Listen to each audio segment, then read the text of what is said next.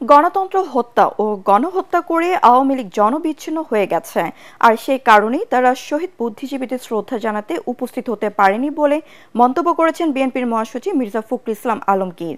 মিরপুরের শহীদ বুদ্ধিজীবী স্মৃতিসৌধে শ্রদ্ধা জানিয়ে বিএনপি মহাসচিব আশা করেন খুব দ্রুত জনগণের ইচ্ছা অনুযায়ী একটি নির্বাচনের ব্যবস্থা করবে অন্তর্বর্তী সরকার।